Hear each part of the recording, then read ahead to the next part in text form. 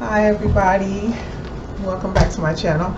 I'm Jacqueline from the blog thedoggyperspective.com. Listen, in today's video, I have a dog food review for you, but first I want to talk with you a little bit about something that I found in the news. This is just incredible to me that your healthcare professional is perhaps the one that you should really be watching out for when it comes to entrusting your pet into their care. So I want to talk with you a little bit more about something sensational that really hit the headlines recently, and then we have a nice fun new product that Sophie and I have tried recently. So again, this is Jacqueline from the blog thedoggyperspective.com.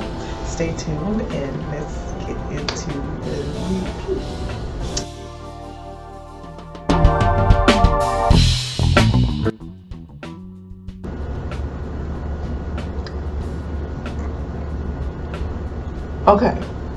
Okay guys, so I don't know, I just feel like standing today. Okay, so the story that I want to share with you is actually about a vet in a rural area, and what had happened was she prescribed pain meds for fake dogs with her prescription pad, but she did so for purposes of using the drugs herself. So these meds were pain meds, and they are opioid analgesics, and they're used to ease pain, right? They're mild painkillers, but that's what they're used for. Well, anyway, she was convicted of 1 count of acquiring a controlled substance by means of misrepresentation, fraud, deception, and subterfuge. And according to her plea agreement, she admitted that as a licensed veterinarian at a particular pet clinic, she wrote these fake pain med subscriptions. She wrote these fake pain med subscriptions, and she was writing prescriptions for tramadol. Tramadol is an opioid analgesic. Okay, wait, let me say it right, because I'm not a veterinarian, right? But tramadol is a centrally acting opioid analgesic. There, I said it. And it's used to treat moderate pain according to the court documents. So in general, veterinarians will commonly prescribe this to manage pain in dogs. It's one of the few human painkillers that is safe for dogs, according to the American Kennel Club. Now, I don't know how much you know about human drugs that are being used in dogs, but this being springtime, a lot of you might be aware of this because dogs do have allergies, and a lot of them are taking antihistamines to help them with the sneezing and the watery eyes and the itchy skin, right? So same thing, it's meant for human consumption, but it is safe for dogs in small doses. So it's that type of thing. Well, she has been investigated for 2 years. Investigation began in 2019, ended in 2021, and a pharmacy chain, one of the pharmacy chains that she was doing business with, reported her. They finally told the DEA on her. So they conducted, when I say they, I mean the DEA, they conducted an inspection where she worked, and they requested the files for some of the canine patients, but the problem is she couldn't produce all the files, they said. Now, she actually wrote prescriptions for 266 patients, and she falsely told the DEA that some of the dogs were animals of close friends, and that what she was doing was picking up these prescriptions for friends and family because she actually wanted to make sure that the dogs were receiving the prescriptions, okay? But the whole time she was picking the prescriptions up, she was using those bad boys for herself. So that being said, the judge, the U.S. District Judge, that will be sentencing this lady says that she will be sentenced after they prepare what's called a pre-sentencing report. Now, they did allow her to be released from prison on a bond pending her sentencing, but she does face up to 4 years in federal prison, a $250,000 fine. That's what, $250,000, and 1 year of supervised release following any prison term. Now, this is what I want to say. This is about trusting your intuition when you are visiting a pet care facility. If you notice something a bit off about your pet care provider, trust yourself, right? If you notice something off about the facility, if you notice something off about the behavior, maybe the way they greet you, maybe the way they handle paperwork or billing, maybe the way they handle your animal in your presence. Maybe they seem, now in my case, what I noticed about my vet or their practice was they became very secretive. They were always wanting to sneak off with Sophia, and I'm like, well, that's not a normal part of the exam. I know how this goes. We pet parents, we sit in, right, during all this. It was just weird, right? If they give off weird vibes, if something's not right, if you notice there are no other patients, there's not a lot of office activity, that type of stuff. You have to actually trust your intuition. I mean, imagine how you would feel if you suspected something was up, but you didn't trust yourself when you were thinking, is the doctor a little bit off? Is the doctor a little bit tipsy? Is the technician a little bit tipsy? And your dog's got a grooming appointment, but it's at the veterinarian's office where you would have to leave it on. They're scheduled for a small procedure, but this turns into a big disaster. That type of thing. If you don't trust yourself, it's your pet that could suffer, right? So I'm shocked because I've seen a lot of sensational headlines, but never one that included a veterinarian or an animal activist or someone that supposedly really helps people care for their domestic pet. So just be careful when you are selecting your veterinary professional. Now, I talked with you before about Pedisure. I know, right? You can't beat a dead horse, but I can't say it enough. That is a pet plan that's going to help you to save money in the event that your pet needs to go in for regular care, or especially in the event of an emergency. If you don't have comprehensive health care and you have your pet seen and you have them seen on the premises, any of the in-house work that's done, you instantly receive 25% off. Now, how do you know that this is any good for you? You might be saying, well, Jacqueline, what does saving 25% on my veterinary bill have to do with female veterinarians in the rural areas writing fake prescriptions? Well, let's say you were supporting her practice. Now you definitely need a new care provider. Well, Pedisure has a network of veterinarians, and so those people become highly recommended. So you're not just flailing looking for a practitioner arbitrarily, right? So keep that in mind. All right, enough about that. So what am I saying? All right, so next I have a pet food review for you. It is okay, so so back to what I was saying.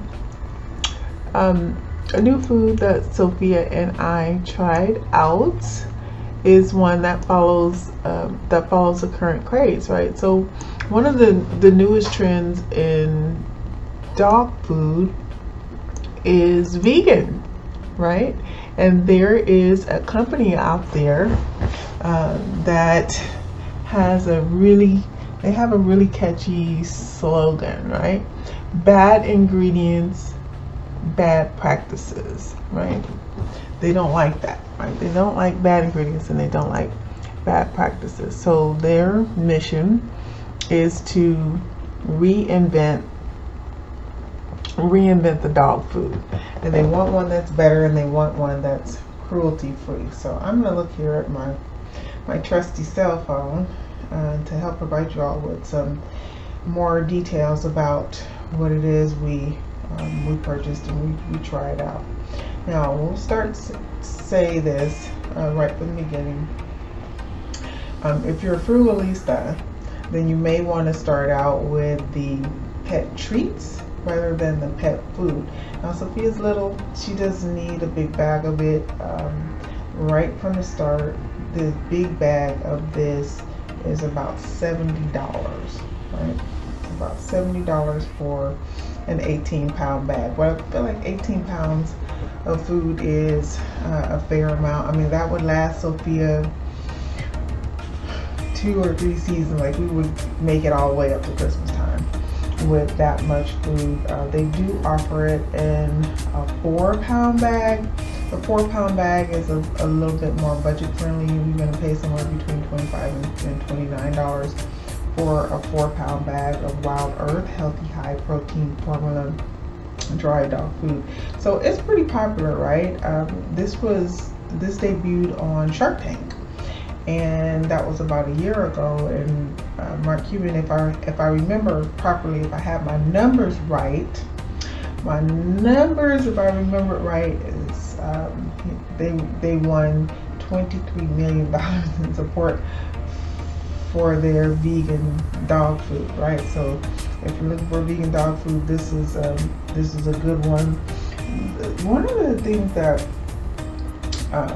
they talk about a lot about this food is it's veterinary formula, it's backed with science, and it provides any adult dog with the complete diet that they need. Okay, that's one thing, but by this being springtime and a lot of the doggos are fighting off their allergies and sharing antihistamines with us, then they also need great ways to fight their allergies. So taking the meat out of the food is one way that we're helping the doggies to be healthier, and taking the meat out of the food and providing it with more protein than a steak dinner is another way that they're being helpful with allergy and overall health. It's a completely plant-based food, and it leaves a smaller carbon footprint on the environment, right? So I like that because, allergies are prevalent this time of year. Chiggers and just pollen and grass allergies and other no-see-ums that are out there that are bothering our pets. It's nice to know that if you're treating them on the inside, right, they may have antihistamines or other prescribed drugs to help them deal with their allergies.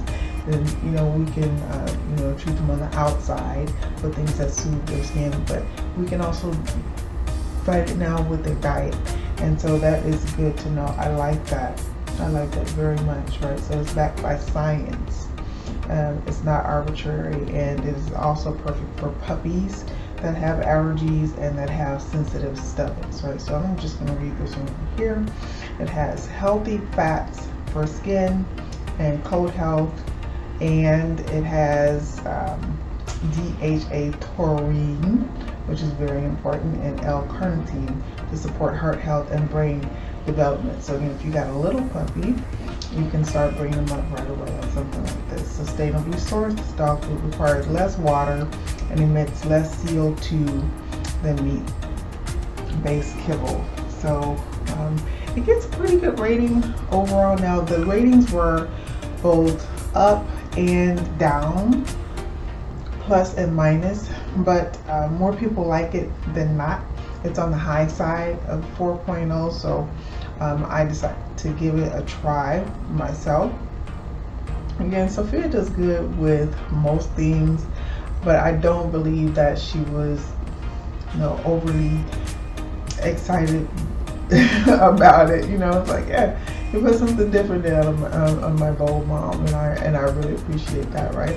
But she hasn't had any adverse reactions, and Sophia does have allergies, right? So if you wonder why I'm on that kick about medicines that dogs share with animals, is because sometimes pet parents, when your animals are tearing, when their eyes are tearing up and we're fighting, especially those of us who have pets that have lighter coats and they're fighting with tear stains, then the way that you have to do that sometimes is to look internally, right? I even consulted Ask a Vet about this tearing that is happening now that springtime is coming along, and I didn't put two and two together. They said, well, you might want to think about this.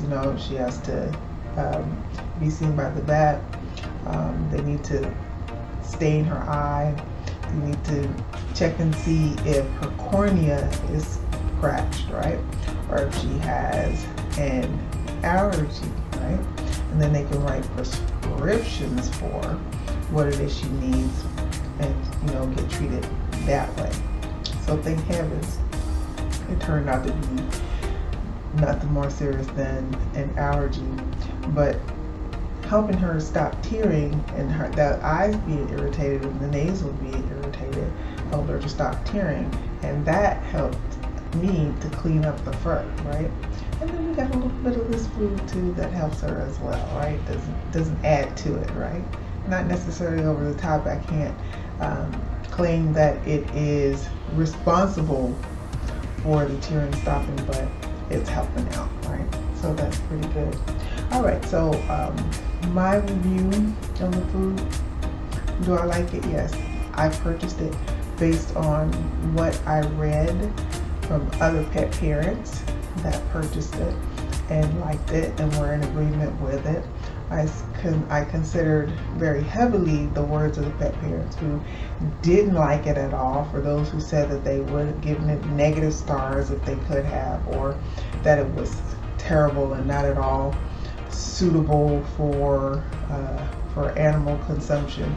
I considered that as well, but at the end of the day, I gotta be my own advocate, and I gotta try it for myself.